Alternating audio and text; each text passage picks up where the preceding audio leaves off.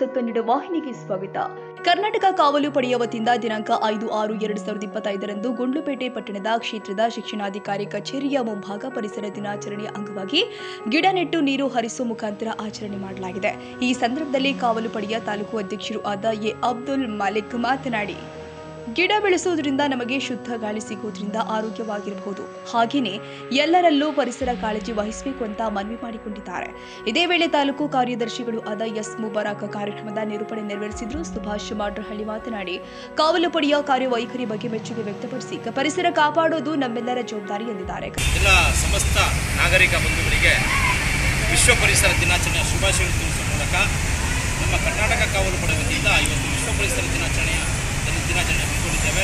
ಇದು ಇವತ್ತಲ್ಲ, 14 ವರ್ಷದೂ ಕೂಡ ನಿರಂತರವಾಗಿ 10 ವರ್ಷ ಕೂಡ ಬಿಡದೆ ಹಲವಾರು ಸ್ಥಳಗಳಲ್ಲಿ ಶಾಲೆ ಆಗಿರ್ಬೋದು, ಮಸೀದಿ ಆಗಿರ್ಬೋದು, ದೇವಸ್ಥಾನ ಆಗಿರ್ಬೋದು, ಚರ್ಚ್ ಆಗಿರ್ಬೋದು, ಸಾರ್ವಜನಿಕ ಸ್ಥಳಗಳಾಗಿರ್ಬೋದು, ಎಲ್ಲ ಕಡೆ ಕೂಡ ನಾವು ನಿರಂತರವಾಗಿ ಹಮ್ಮಿಕೊಂಡಿದ್ದೇವೆ.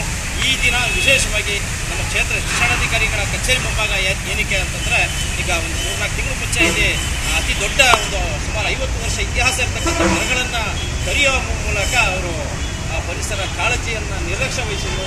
ಹಾಗಾಗಿ ನಾವು ಇವತ್ತು ಈ ಡಿಒ ಕಚೇರಿ ಆವರಣದಲ್ಲಿ ನಾವು ಗಿಡ ನೆಡುವ ಮೂಲಕ ಪರಿಸರದ ಹೊಣೆ ನಮ್ಮೆಲ್ಲರ, ಪರಿಸರ ರಕ್ಷಣೆ ನಮ್ಮೆಲ್ಲರ ಹೊಣೆ ಅನ್ನುವ ಮೂಲಕ ಈ ಕಾರ್ಯಕ್ರಮ ಹಮ್ಮಿಕೊಂಡಿದ್ದೇವೆ.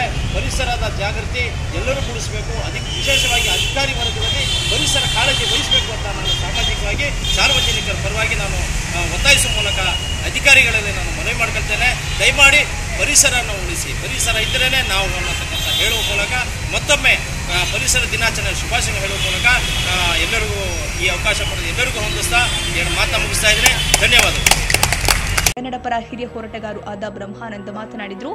ಕಾರ್ಯಕ್ರಮದಲ್ಲಿ ಜಿಲ್ಲಾ ಕಾರ್ಯಾಧ್ಯಕ್ಷರು ಆದ ಅಬ್ದುಲ್ ರಶೀದ್, ತಾಲೂಕು ಗೌರವಾಧ್ಯಕ್ಷರು ಆದ ರಾಮೇಗೌಡ, ತಾಲೂಕು ಸಂಚಾಲಕರು ಆದ ಕುಂಜುಟ್ಟಿ, ಟೌನ್ ಉಪಾಧ್ಯಕ್ಷರು ಆದ ಸಾದಿಕ್ ಪಾಷಾ, ಟೌನ್ ಸಂಚಾಲಕರು ಆದ ಮಿಮಿಕ್ರಿ ರಾಜು, ಮಾಸ್ಟರ್ ಮಲ್ಲಯ್ಯ, ಪ್ರವೀಣ್ ಕಂದೇಗಾಲ್, ಮನಸ್ ಗಡಿನಾಡು ಪರಿಸರ ಸಂರಕ್ಷಣೆಯ ಸಮಿತಿ ಅಧ್ಯಕ್ಷರು ಆದ ಪಿ ಬಾಲು ಸೇರಿ ತಾಜಾ ಸುದ್ದಿಗಾಗಿ ಎಂಟಿವಿ ನ್ಯೂಸ್ 24x7ಗೆ ಸಬ್ಸ್ಕ್ರೈಬ್ ಮಾಡಿ ಮತ್ತು ಬೆಲ್ ಐಕಾನ್ ಅನ್ನು ಒತ್ತಿ. ತಪ್ಪದೇ ಲಿಂಕ್ ಶೇರ್ ಮಾಡಿ.